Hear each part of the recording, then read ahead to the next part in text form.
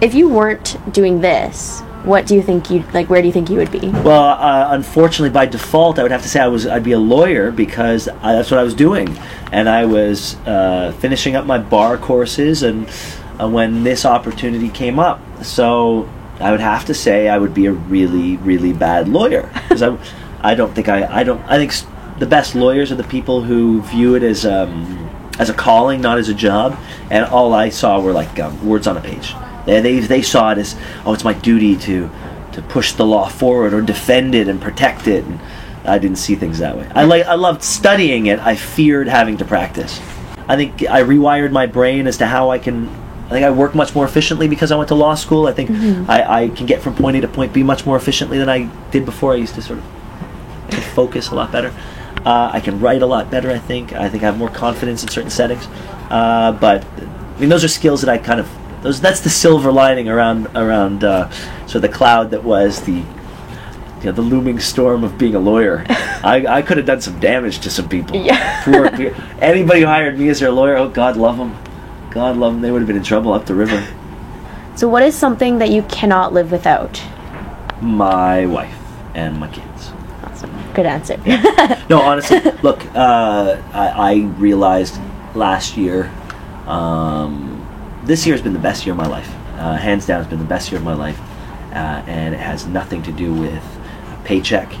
It has nothing to do with a job, although I find my job satisfying. It has everything to do with, see, those are my two boys. I can't tell them apart yet. And my wife. So, like, I walked in the hospital room, and that's what I saw one day right after they were born. So I took that picture. Those are the things I need, and it'd be nice to have a TV with 100,000 channels, and it'd be nice to have a nice car, and it'd be nice to be able to do everything I want to do professionally. But the things I actually need, that truly need, are in that picture right there. They're adorable. They're adorable. I have so much fun. They're not even giving me anything yet. Yeah. Like, no feedback at all. They just sit there and make faces, which either mean they have gas or they're going to the restroom or they're hungry. And I can't stop looking. So I can't wait until they're hugging and smiling and responding. That's going to be fantastic. Quite a journey ahead of you. I can't wait. So I'm from Vancouver, and so I'm new here. Say if you were my tour guide, yeah, where would you show me around? What about Toronto? Interesting. Oh, that's a good one. Well, you're a film major? What are you doing? Journalism. Journalism. All right, well, you'd have to hit the Globe and Mail offices. Have you been there yet? No. Yeah, you'd have to hit the Globe and Mail offices. You'd have to hit CBCs, you have to hit CTV, you have to hit Global. All of those do tours. They are not pretty, but CBC is actually a really creepy building downtown. But the Globe and Mail is right there. The Star building is down by the waterfront, but I've never been inside it. But all those buildings are very, like the Global and CTV and CBC, they all have great tours, and it'd be really interesting to see. Let's see, what else? Well, I think you got to see the neighborhoods of Toronto. I think there's so many different neighborhoods. This is a really multicultural city. I think that's a really...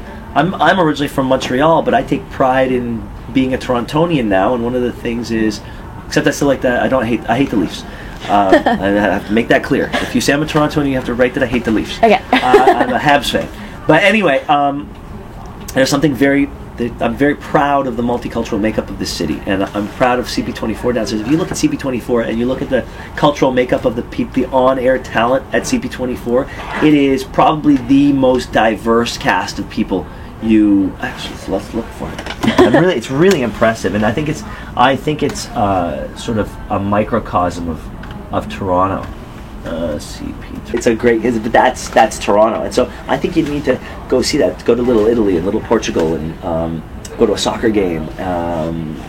Go check out the Danforth. Try a lot of the street festivals, that sort of thing. I would taste of the Danforth would be something I would try. That would be it. I think not a walking tour, certainly not, but get on a streetcar or hell, even drive a car. I don't care what these mayoral candidates are saying. Get your car and drive around town. That's what I would do.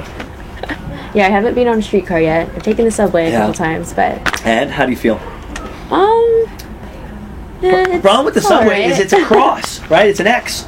And Yeah. what if you want to go over here, or anywhere over here? You gotta go there first, and You then gotta get down here, and then you gotta get above ground and get on a streetcar, and then take a bus, and it's not the most well thought out system just about yet. But apparently it's going to get better. That's what they say. Tomorrow is supposed to be better. The eternal optimist at City Hall. God love them. So you did coverage of the Olympics. Yeah. So how was your experience, I guess, on the media side?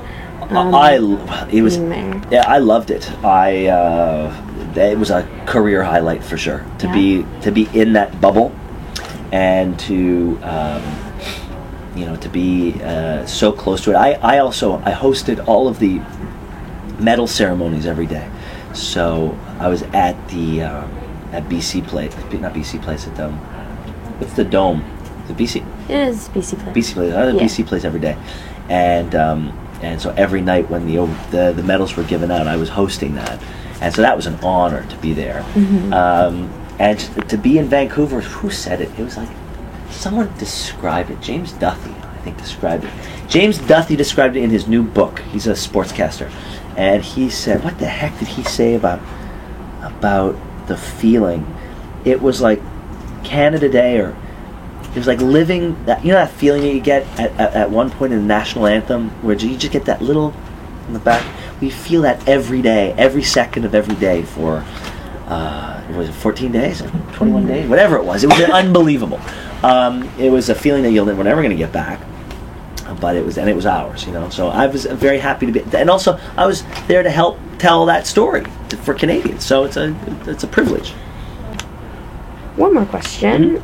So what advice do you have for aspiring journalists? The advice I have for aspiring journalists is that I would hope that journalists try to live their lives as at the same level, because as we've seen in recent times that there are enough citizen journalists out there that they're willing to then cover the journalists. There are now journalists covering journalists. And I think we got to keep the Fifth Estate honest. I think the Fifth Estate should keep itself honest, but barring that, someone's going to do it for them. So I think it's not he who is without sin cast the first stone. Nothing like that. It's much more simple. It's like, you want to go out there and dig dirt on people? Well, it starts at home, I think. Keep your nose clean, and then you can go investigate others. That would be it. Live at the level you expect of others.